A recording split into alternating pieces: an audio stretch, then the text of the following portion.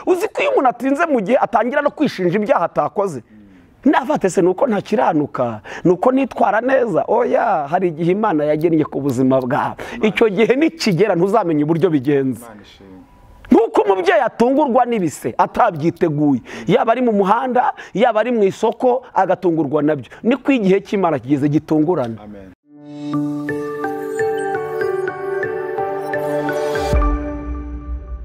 Bakunzi bo Muhamya TV twongeye kubasuhuza mu izina ry'umwami wacu Yesu. Turabaramukije abari mu Rwanda mu bihugu bitandukanye hirya no hino. Nkuko mbimenyereye ku Muhamya TV tuba twabararikiye abakozi b'Imana batandukanye tukabagezaho ibiganiro bitandukanye. By'umwihariko uyu munsi wa none muri kumwe n'umunyamakuru Emi n'umusesenguzi ninjye muri kumva ijwi n'amashusho kandi turamenyeranye turakundana. Imana ibaho umugisha. Turi kuri kamera turi kumwe na Holly no cameraman amashusho kugira ngo atugereho nawe. Imana imuhe umugisha kandi imuteze indi ntambwe. Hanyuma nkuko mubizi tuba twabararikiye abakozi b'Imana kugira ngo batuganirize ijambo ry'Imana mu buryo bunyuranye cyangwa ubuhamya, cyane ko channel yacu yitwa Umuhamya. Hari abagabo guhamya iby'Imana yabakoreye, hari abantu bafite ibihamya by'iby'Imana yakoze, hari abagabo bo guhamya Yesu. Niyo mpamvu yitwa Umuhamya TV. Tugomba guhamya ibyo Yesu yakoze. Twagize umugisha rero wo kubona umukozi w'Imana mugiye kubona kuri kamera imbere yanyu. Ni umuntu mukuru nawe araza kwivuga, ariko reka tubanze tumusengere hanyuma tumwakire. N'umugabo w'Imana turamukunda kandi namwe muramukunda. Imana ibaho umugisha mwinshi cyane. Reka tumusengere. Imana turagushimiye mu izina rya Yesu, tugushimiye kubw'aka kanya keza duhaye kugira ngo twongere kumva ijambo ryawe. Sengeye umukozi wawe bane nawe, mwana wawe mushyigikire, utangirane nawe usoze gusozanya nawe, kandi umuntu wese wumvira ijambo ryawe, umuntu uzakurikira ijambo ryawe rizamugwe neza, azabohoke, azagubwe neza, kandi ibisubizo byose yibazaga mu ijambo ryawe abisangemo hano. Urakoze bana natwe mu izina rya Yesu, amen. Ndabashimiye rero, Imana ibaho umugisha. Turashimira Imana iduhaye uyu mwanya kugira ngo tuganire ijambo ry'Imana ku Muhamya TV. Dushimira n'umukozi w'Imana Emmanuel uduhaye ikaze.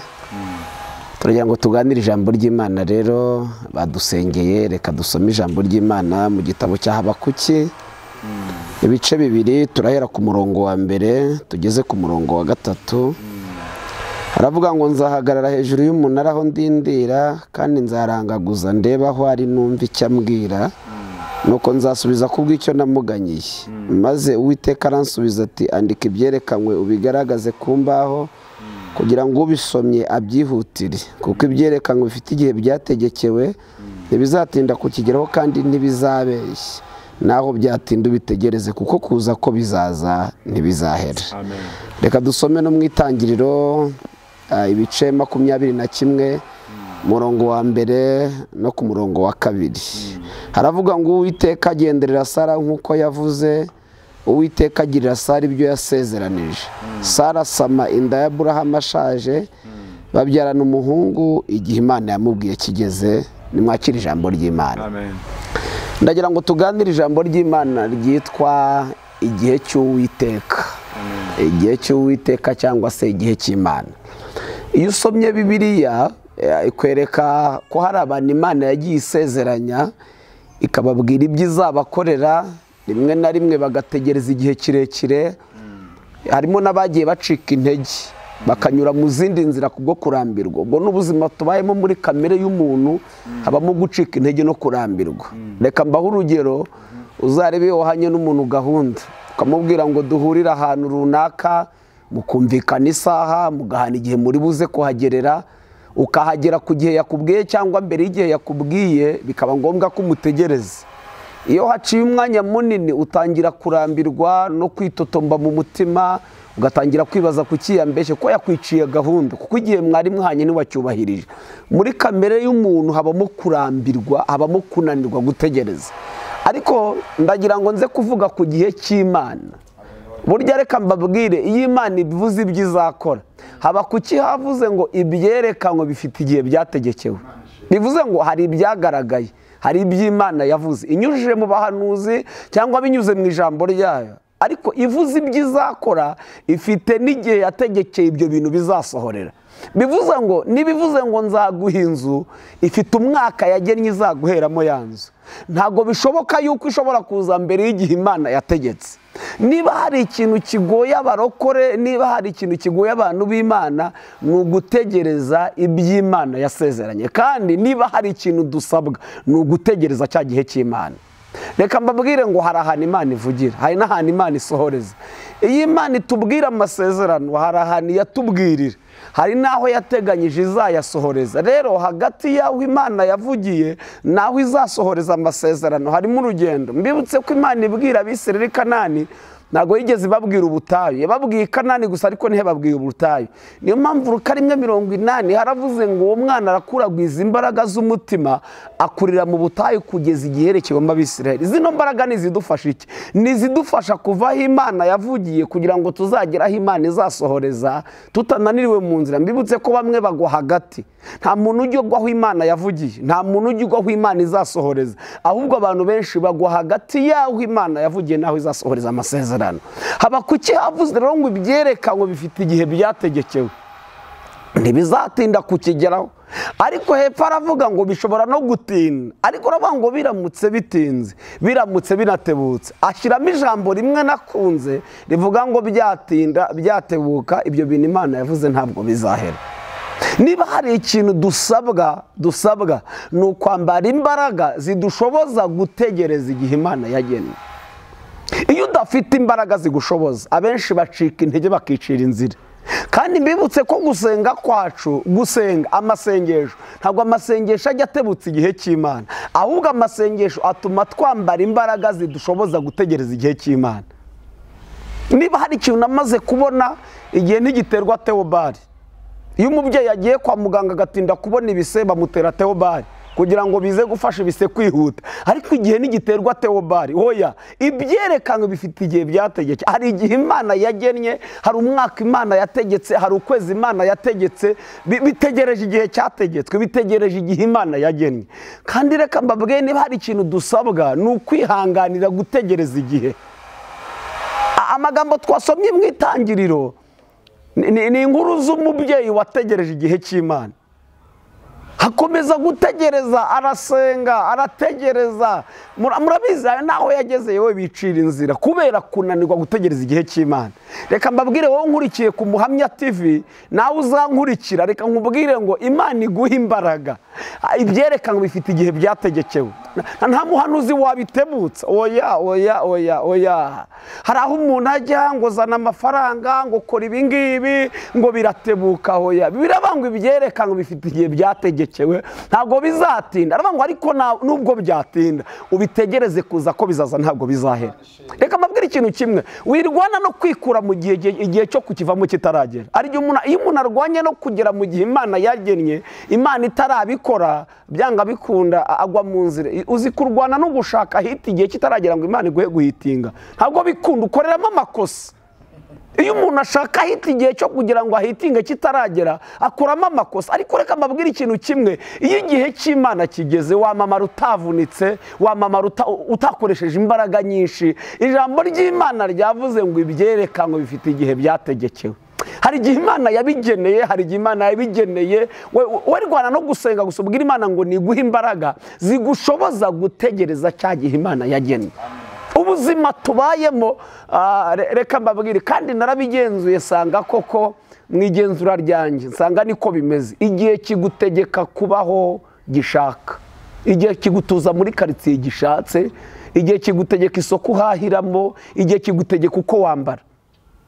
Hari ibintu utahindura igihe cyabigennye. Mbibutse ko nituza kuvuga igihe, utaza kugira ngo dufashe igihe tugihaye imbaraga kuruta Imana. Mbibutse ko nubwo Imana ikorera mu gihe, ikorera mu gihe, ifite igihe yagennye, ifite igihe yategetse ku buzima bwawe. Kandi iyo hageze, mu by'ukuri umunsi igihe cy'Abayuda cyageze, ntago bigeze bakoresha, barasenze gusa, igihe kiragera Imana irabikora.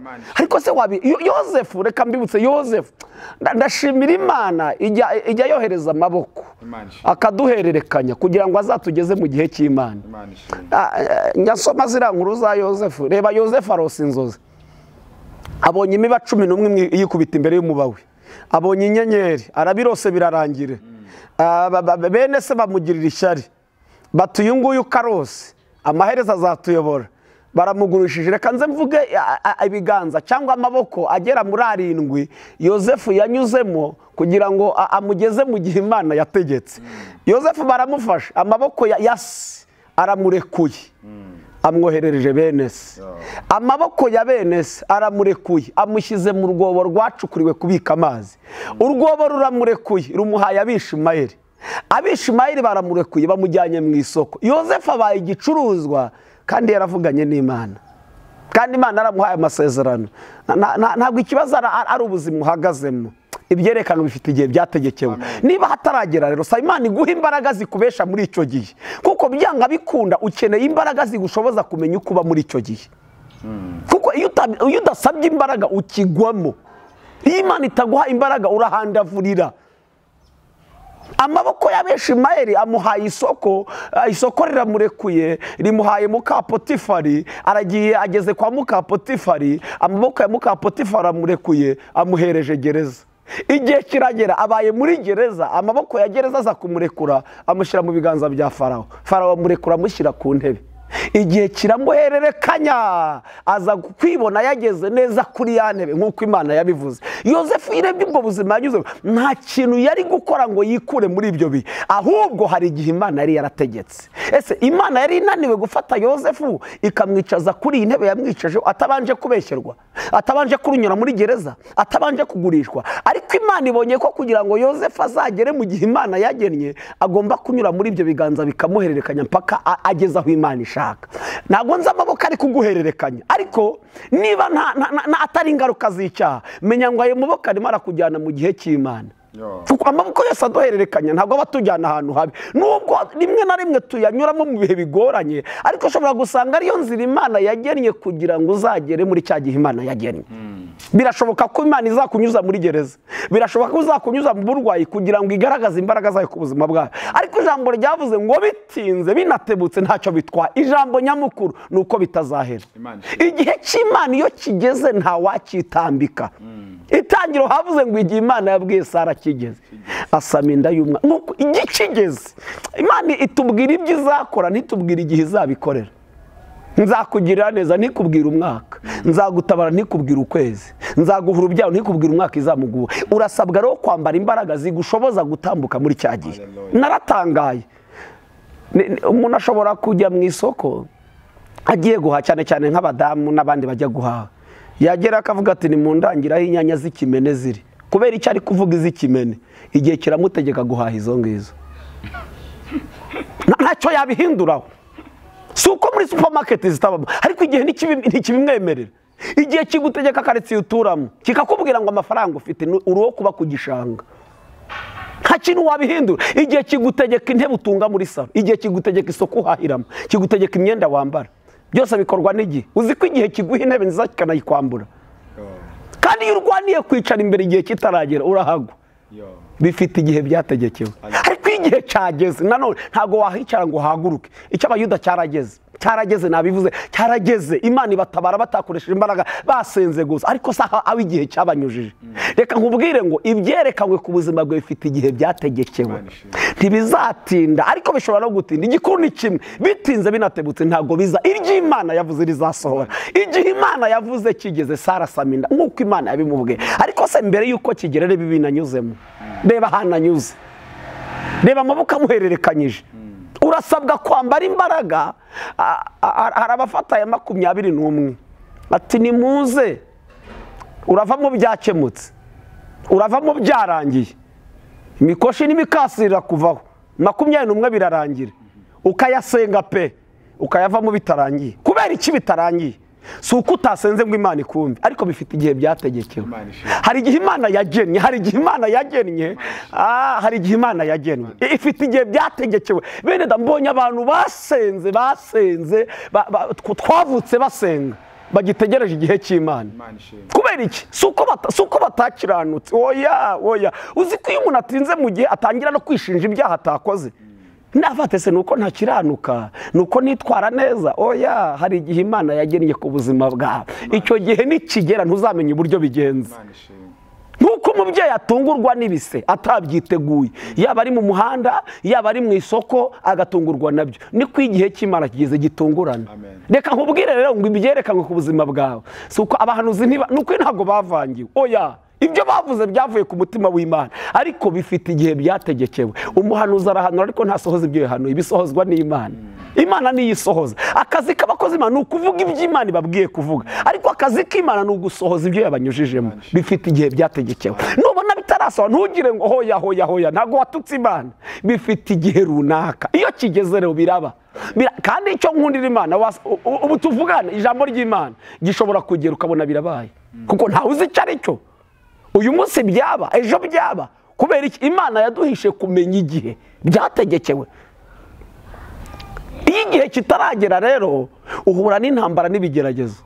Uzi ko igihe kitaragera umuntu aba yarize akamera nk'injiji kandi yarize. Uzi ko igihe kiguhindura injiji kandi warize. Uzi ko igihe gituma baguha amazina utiswe n'ababyeyi, igicucu, kubera ibihurimo. Kandi burya ntukisobanure mu gihe, ujye utegereza igihe kizagusobanure. Iyo wisobanuye mu gihe kitari cyo kwisobanura ukoramo amakosa. Buriya byari bigoranye ko Yosefu ahakana ko atasambanye kandi bafite ishati. Byari kugorana, nta n'uwari kwemera ukuri kwe kuko bafite igihamya kigaragaza ko yasa. Ariko se mu by'ukuri yasambanye. Ariko jya utegereza igihe kizagusobanura. Njya nkunda kubwira abantu ngo igihe gitanga igisubizo gikwiriye. Nubona ibihe byagukomera ujye ubitega igihe, ubibwire ngo bifite igihe byategekewe. Ijambo ngo siko bizahora kuba mutegereza, ntawe uzakorwa n'isoni, ariko bifite igihe byategekewe. Sinzi igihe uhagazemo icyo ari cyo. Birashoboka ko wari uri kwicira imanza. Oya, ibyerekanwe n'ibyo koko birahari, ariko bifite igihe byategekewe bizasohorera. Niba kigeze muri uyu mwaka, muri uku kwa mbere, nta kiri buze guhinduka, nta kiri buze kuvaho. Ariko niba kitaragera, ndagusengera ngo Imana iguhe imbaraga zigushoboza gutegereza cya gihe Imana. Abantu benshi bananiwe gutegereza. Imana ikavuga ngo nzakugira neza, nzakugira umukozi wanjye, nzakugira pasiteri. Gutegereza bikamunanira, akajya kwicira inzira kugira ngo abe pasiteri igihe kitaragera. Uzi iyo ugiye kwirwanirira ntago birama, ntago bitinda. Ariko iyo ubikoze nk'uko Imana ibishaka ugategereza igihe kigeze biraba. Reka mbabwire ikintu kimwe rero, Imana itwigishe kumenya uko dutegereza igihe cy'Imana. Bifite igihe byategekewe, ntibizatinda kukigeraho, ariko naho byatinda ijambo ryavuze ngo bitegereze kuza ko bizaza, ntabwo bizahera. Uyu munsi ntabwo nzi igihe kigutuje, sinzi aho kigushyize, sinzi ubuzima kiguteretsemo, ariko reka nkubwire, turaza gusenga tubwire Imana ngo Mana duhe imbaraga zidushoboza gutegereza igihe cyagenwe. Kuko nababwiye ngo igihe kigeze birakunda. Igihe kijya kigukura mu gihugu kikakujyana mu kindi. Igihe kijya kikuzamura utabigize, utarwanye, kuko igihe cy'Imana cyageze. Igihe reka mbabwire ngo igihe gituma baguha agaciro, n'igihe gituma bakakwambura. Iyo hataragera haba hataragera. Ariko reka mbabwire ikintu kimwe, hari igihe cyategetswe, hari igihe cyategetswe. Reka mbabwire ngo hari igihe cyategetswe ku buzima bwawe. Ntabwo nkizi, ntabwo nzi ngo ni ryari. Oya, icyo kizwi n'Imana yonyine. Ntawe ujya kimenya. Nabibabwiye, Imana itubwira ibyo izadukorera, ariko ntitubwire igihe izabikoreramo. Niyo mpamvu turasabwa kwambara imbaraga zidushoboza gutegereza igihe Imana yagennye.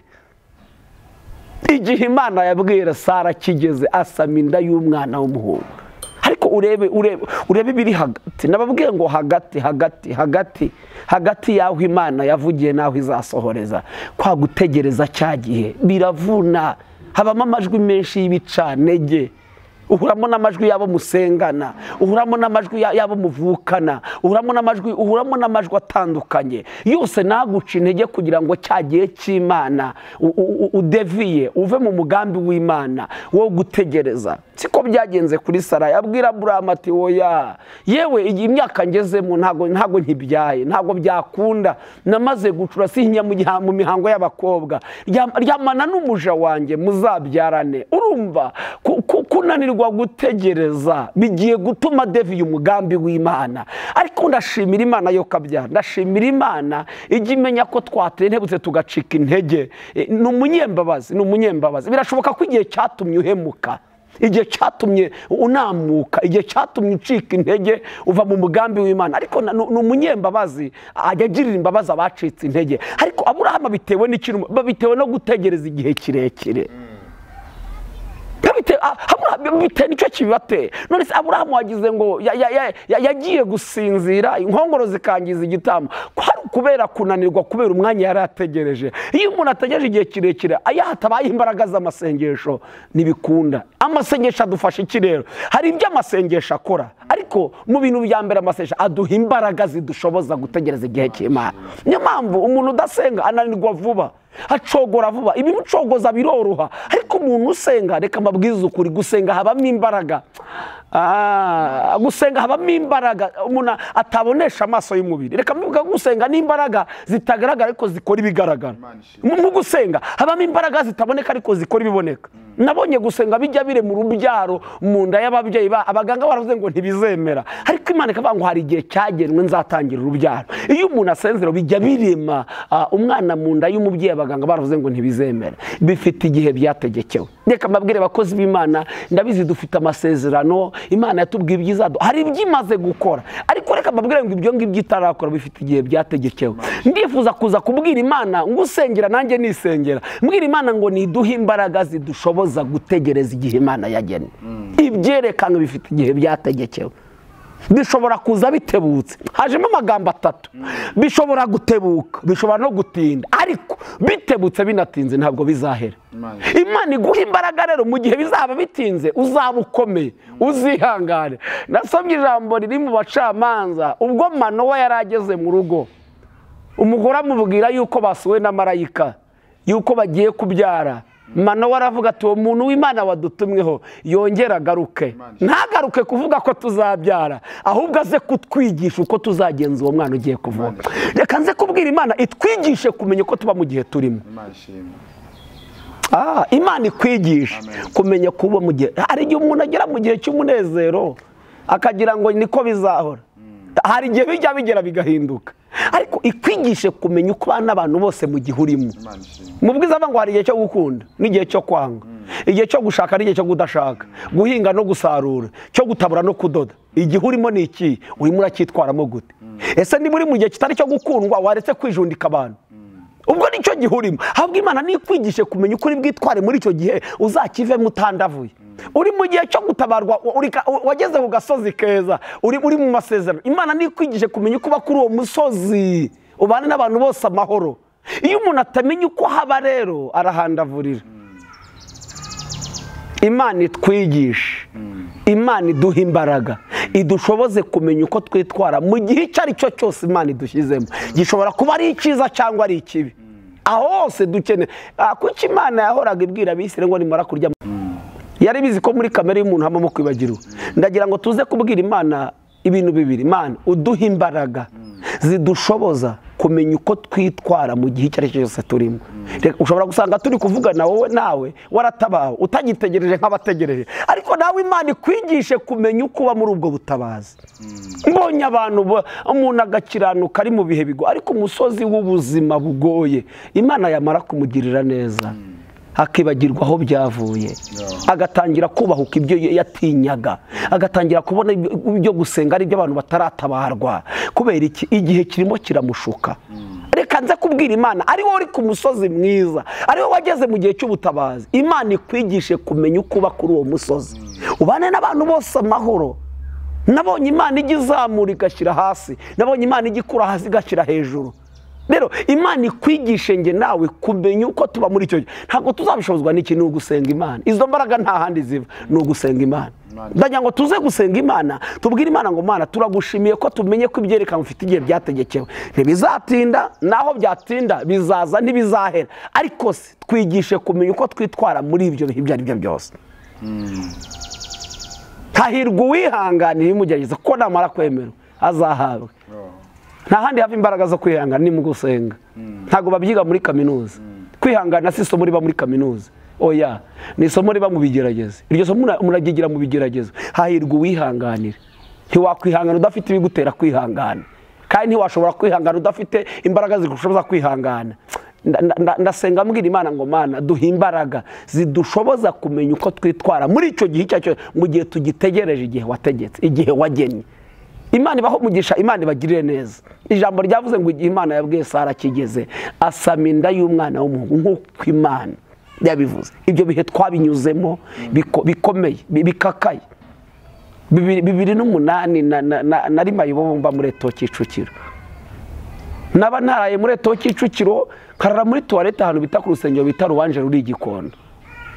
2008 ndi mu buzima bugoye, nta cyerekezo cy'ubuzima, ariko ndashima Yesu nari naramumenye, akambwira ngo nzakugirira neza. Ariko igihe nari ndimo cyari igihe gikomeye. Siko hari ibintu Imana ikubwirira mu gihe urimo ukagira ngo ni murare z'abahanuzi, bitewe n'igihe Imana ibikubwiriyemo. Ariko reka mvuge kino kintu, iyo Imana ijya kutubwira ibyo izakora, ntabwo ihera ku byo dufite, ntabwo ihera ku bushobozi dufite, ihera ku mbaraga ifite. Kuko iramutse igiye kuvuga ihereye ku byo dufite, hari amasezerano itaduha. Ariko yo ntijya ivuga ihereye ku byo idusanganye, ivuga ihereye ku bushobozi bwayo yifitemo. Reka nkubwire ngo ibyo yakubwiye niyo kwizerwa izabisohoza, ariko bifite igihe byategekewe. Yakubwiye imodoka, ifite igihe yategekewe. Yakubwiye inzu, ifite igihe yategekewe. Yakubwiye urugo, bifite igihe byategekewe. Yakubwiye abana, bifite igihe byategekewe. Ariko icyo nsaba ni iki? Imana iguha imbaraga mu gihe utegereje cya gihe Imana yagennye. Kuko ntuzi ngo nejo bundi. Ni Imana irindi jambo yavuze kugira ngo risohoze. Niko muri Petero havuze ngo nyamara dufite ijambo ryahanuwe rirusha yandi yose gukomera, tuzaba tugize neza nituryita, kuko iri jambo ryari rikesha hacuza umwijima, ariko se kugira ngo rizasohore. Abisire kugira ngo bagere i Kanani, nababwiye ngo ibabwira Kanani yababwiye ubutayu. Dukwiye kugwiza imbaraga z'umutima. Rero uzi ko Imana ikubwira ngo nguhaye urugo, ntikubwire ko uzatinda kubyara, kubera ikirabizi ko turi abanyantege nke. Ukeneye imbaraga rero zigushoboza kuzakomera mu gihe uzaba utinze kubyara, ukitegereje rwa rubyara. Iyo hatabayeho kwihangana, ingo zirasenyuka. Reka babwiye ikintu kimwe, Imana iguha imbaraga. Kandi nasanze mu buzima bwo ari bwo bwose, bw'umwuka udatunze kwihangana ntacyo wageraho. Kwihangana ni intwaro, kandi ntabwo ari intwaro umuntu atoragura, ni intwaro iva mu gusenga Imana no kuba imbere y'Imana. Reka dusenge Imana, tubwire Imana ngo Mana turagushimiye yuko ibyerekanywe byatinda byatebuka, dukuye muri mwe ntabwo bizahera. Habe umwaka umwe ibibiri bizasohora, ariko duha imbaraga zizadushoboza gutegereza cya gihe wagennye. Kabiri, utwigishe kumenya uko twitwara mu gihe icyo ari cyo cyose turimo. Imana ikwigishe. Ndababonye nawe urababonye. Imana itabaye ukagira ngo ntabwo bigeze basenga, kandi mu gihe bari bataratabarwa bakoreraga Imana. Ariko ubutabazi buraje, Imana ikugiriye neza, ukagira ngo ahari yakugiriye neza, yashoje kugira neza, yaguhamisha ukagira ngo yawumaze mu ijuru. Bana n'abantu bose, Imana nikwigishe kumenya uko witwara muri icyo gihe icyo ari cyo cyose. Nibyo koko uratabarwa, ariko cyari igihe cyo kugaragaza imbaraga z'Imana. Nibyo koko nturatabarwa, ni igihe cyo gukomera ku munsi mubi, ugategereza Imana igihe yagennye. Reka mbasabe tubwire Imana ngo baduhe imbaraga zidushoboza kumenya uko twitwara mu gihe icyo ari cyo cyose turimo. Ni igihe cyo kurya, menya uko ukitwara. Ejo ntabwo uzi uko bizagera. Ni igihe cy'inzara, menya uko ukitwaramo, kandi twose tukitwaremo duharanira kutangiza ubuhamya, duharanira guhesha Imana icyubahiro, kuko ikeneye ko ibihe byose dushyizemo twubahishamo Imana. Imana ikeneye ishimwe muri icyo gihe urimo. Ari icyiza ikeneyemo ishimwe, n'ikibi ikeneyemo ishimwe. Basaduraka bamenye kuyubahisha, aravuga ngo ibasha kudukiza, ariko naho itadukiza. Ikeneye kuyubahisha mu gihe icyo ari cyo cyose urimo. Ndagira ngo dusenge Imana, tubwire Imana ngo Mana duhe imbaraga zidushoboza gutegereza igihe wategetse ku buzima bwacu. Kabiri, twigishe kumenya uko twitwara mu gihe icyo ari cyo cyose duhagazemo. Uko witwara waratabawe niko witwara gutaratabarwa, ukuri kwitwara utaratabarwa niko uzitwara wamaze gutabarwa. Ngewe nawe umwuka w'Imana herekeza ino jambo atwigishe kumenya uko twitwara mu gihe turimo, ikindi aduha imbaraga zidushoboza gutegereza cya gihe Imana yagennye. Imana ibaho umugisha, Imana ibagirire neza. Mbifurije gukomera, ntago ari ingaruka z'ibyaha, ntago abahanuzi bavangiwe, ibyo yavuze izabisohoza, ariko ni kwigishe kumenya uko witwara, ni guha imbaraga zishoboza kugutegereza, zigushoboza gutegereza icyo gihe Imana yagennye. Reka dusenga Imana. Imana turagushimiye kuri Imana nziza, uri Imana ikomeye kandi uri Imana ihambaye. Ijambo ryawe ni ukuri, niko rukahavuze ngo ko ari nta jambo uvuga ngo rihere, bifite igihe byategekewe. Ndasenze ngo abanteze amatwi n'abazantega amatwi, abari kunyumva n'abazanyumva, ndabasabye ngo ubahe imbaraga, ubampere imbaraga zibashoboza gutegereza igihe wagennye. Hari igihe wagennye ku buzima bwabo kitazarenga, kitazahinduka, ariko ndasabye ngo bampere imbaraga zibashoboza gutegereza icyo gihe, kandi bagitegereze bakubahisha bakiranuka. Kabiri, turasaba ngo twigishe kumenya uko twitwara mu gihe turimo. Hari abari mu bihe byiza bamaze kugirirwa neza nawe, bigishe kumenya uko bitwara muri icyo gihe kandi bakubahishamo, bubahisha izina ryawe. Hari n'abakiri ku musozi wo gutegereza, nabo bigishe kumenya uko bitwara muri icyo gihe kugira ngo batazahacogorera igihe wagennye kikazasanga baradeviye. Turagushimiye ko wumvishe herekeza ijambo ryawe, twe tuvuze icyo tugomba kuvuga, umwuka wawe nariherekeze, maze bitewe n'ibihe turimo uhadushoboreze tuzahatangira ubuhamya wamaze gusohoza ikihe cyawe ku buzima bwacu. Turagushimiye ko ubyumvishe kandi kuri buze gukora ibirenze ibyo tugusabye ko imbaraga zawe zingana, mu izina rya Yesu Kristo turakoze, amen. Bakunzi b'Umuhamya TV, reka tubashimire cyane, dushimire umukozi w'Imana ijambo ryiza tuganirije. Imana imuhe umugisha John, kandi namwe mwakurikiye mutegereje igihe cy'Imana. Ntabwo nzi icyo wari uhagazemo, ariko Imana ikurindire mu cyo urimo, kandi tubwiye ko icyo urimo Imana igishakamo ishimwe. Imana ibahe umugisha, Imana ibagirire neza, turabakunda. Mwari kumwe n'umunyamakuru wanyu Emi, dusubire ku bindi biganiro. Ciao ciao.